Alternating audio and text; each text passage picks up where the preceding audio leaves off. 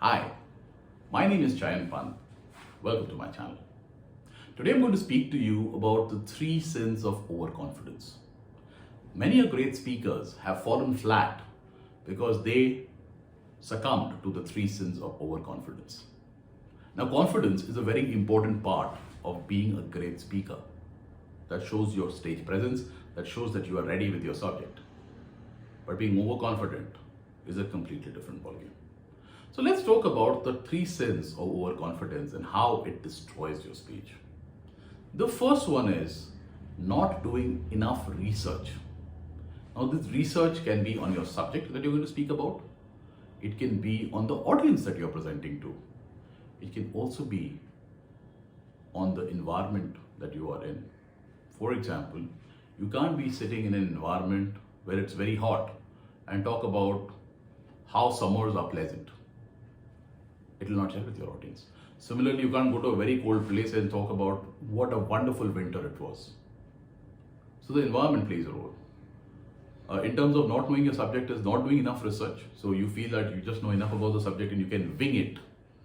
Wing it is the operative word and the word which actually brings down a lot of good speakers. Never try to wing it. Be very sure about your facts and figures that you're quoting, and if you're not sure, better not quote it. The next sin that we go about is lack of practice. A lot of times you will see this in a corporate meeting where there are leaders who come in to present slides and they fumble. They'll go back and start reading from the slides and completely make a very, very bad impression. They have been guilty of not practicing enough.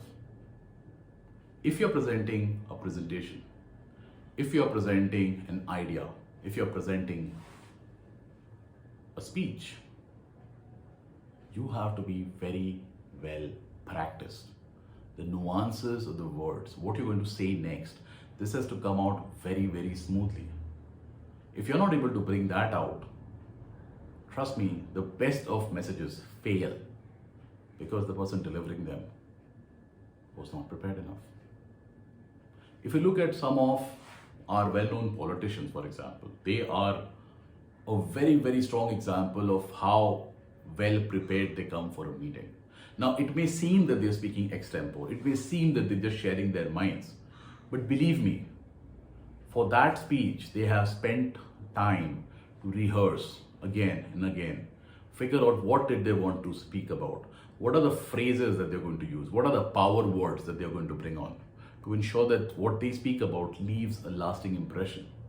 Because in that case, the lasting impression is very important because that translates to words. Let's take another great icon as an example, Steve Jobs. Now, any of you seen the Steve Jobs presentation of Apple products, you'll find that he comes across so effortlessly in talking about what he's good at, what is Apple good at. And go consistently through the presentation, you'll see him come and talk about one thing. We are the best, our products are the best, we make the best products. Even a browser that they made, they called it the best browser in the world. Well, nobody went and certified it. But then, that was Steve Jobs. Now, while a lot of people thought that he was just this naturally gifted speaker, Steve Jobs used to practice and practice and practice before he actually came out there. The visuals, the backgrounds, the way the whole thing will be orchestrated, everything was practiced down to the last second to ensure that when they go in front of the audience, what the audience sees is a flawless performance.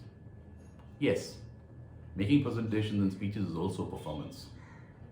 And your quality as a presenter, as a speaker, is seen on how effortlessly you are able to deliver it. So the second sin is not practicing enough. The last sin, which is very important, is being forgettable. I mean, any speaker, any leader, the biggest sin that they have is that they do not leave a message for their audience to take back from that presentation, from that meeting. If you're not doing that, you are forgettable.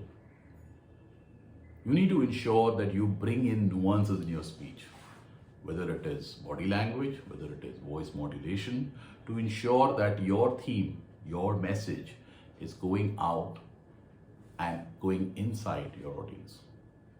Sometimes a simple thing is effective uses of pauses can have that impact, because in the pause, the learning takes place.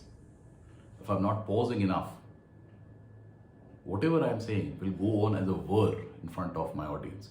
And at the end of the day, they will not take back anything, which completely destroys the intent by which I was giving that speech. Follow me to get more such tidbits on how you can become a more accomplished speaker. Follow my YouTube channel and follow me on my Facebook group, Flames of Passion, to get to know more information. Till that time, this is Chayan Pant signing off.